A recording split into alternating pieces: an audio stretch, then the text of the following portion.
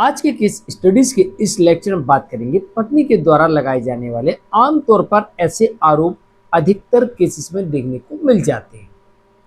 आप भी देखिए अपने केस में इन 5 में से कोई ना कोई आरोप तो हो ही सकता, ऐसा हो सकता है। और अगर इन 5 में से कोई भी आरोप आपके केस में आपकी पत्नी ने लगाए हैं तो फिर पत्नी को लगाए गए आरोप का सबूत देना पड़ेगा। और सबूत ना देने की स्थिति में पत्नी के द्वारा लगाए गए इन आरोपों को झूठा माना जा सकता है और पत्नी का केस भी पूरी तरीके से डिसमिस हो सकता है। तो अब आप चेक करिए आपके केस में 5 में से 1 आरोप है, 2 आरोप है, 3 है, 4 है या पूरे 5 के 5 ही आरोप आपके केस में है। जय जिनेंद्र हूँ केस जैन। वीडियो को लाइक और शेयर कर दीजिए और इस तरह के जजमेंट्स का पैकेज पाने के लिए जिसमें लगभग आपको 200 जजमेंट्स मिलते हैं या अन्य किसी जानकारी के लिए दिए गए नंबर पर आप हमें संपर्क कर सकते हैं। चलिए शुरुआत करते हैं। नंबर 1, कई बार ऐसा देखा गया है कि पत्नी पति की इनकम को बढ़ा चढ़ाकर बता देती है। जैसे मान लीजिए पत्नी कह रही है कि पति की इनकम, पति की आय, पति की सैलरी 1 लाख रुपए महीने है। ये पत्नी दावा कर रही है। पत्नी क्या कह रही है? पति की सैलरी या पति की इनकम 1 लाख रुपए महीने की है। खास तौर से बिजनेस वाले मामले में जहां पति बिजनेसमैन है और पत्नी कह रही है कि मेरा पति 1 लाख रुपए महीने कमाता है और पति ये कह देता है, हुजूर मैं तो 10,000 रुपये महीने कमाता हूँ, 20,000 रुपये कमाता हूँ, ये मेरा बैंक स्टेटमेंट है, इनकम टैक्स रिटर्न की कॉपी है, दैट्स ऑल। अब पत्नी साबित करे कि उसने किस आधार पर 1 लाख रुपए बोला है, अन्यथा पति जो कह रहा है अब कोर्ट उसे मानेगी। ऐसी सैलरी पर्सन के मामले में पत्नी अगर बोलती है कि मेरा पति इतना कमाता है, पति जो अपना सैलरी स्लिप दिखाएगा, बैंक स्टेटमेंट दिखाएगा, वही इनकम मानी जाएगी। वरना पत्नी कितना भी बोल दे, बिना सबूत के पत्नी की बात पर कोर्ट भरोसा नहीं करेगी।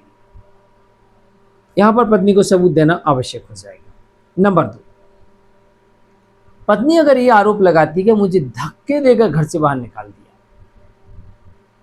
धक्के मारकर घर से बाहर निकाल दिया, तो फिर इसका सबूत पत्नी को ही देना है। अगर पति यहाँ पर कुछ सवाल खड़े कर देता है या कोई सबूत दिखाता है, जैसे जिस दिन पत्नी गई उस समय का वीडियो, कोई फोटो है, कोई पड़ोसी गवाही देने वाला, या फिर पति ये सवाल खड़ा कर दे कि जब आपको धक्के देकर निकाला तो किसने देखा?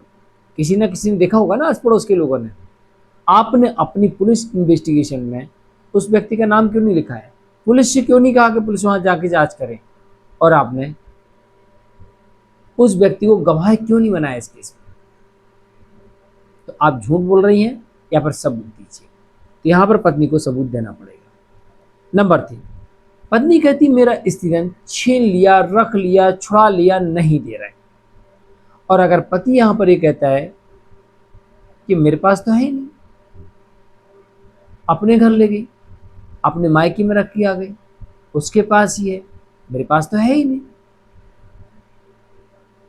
तो फिर ऐसी परिस्थिति में कोर्ट आमतौर पर यही कहती है कि आपने कब दिया था, किसके सामने छीना, सबूत दिखा दीजिए, हम दिलवा देंगे।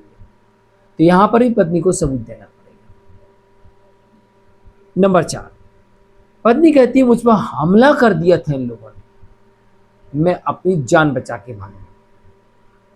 अगर पत्नी ऐसा दावा करती है कोर्ट में कि मेरे ऊपर इन लोगों ने हमला कर दिया था, मैं अपनी जान बचा के भागी हूं, तो फिर इन परिस्थितियों में अब पत्नी को कोर्ट के समक्ष सबूत देना होगा, वरना इस आरोप पर कोर्ट भरोसा नहीं करेगी।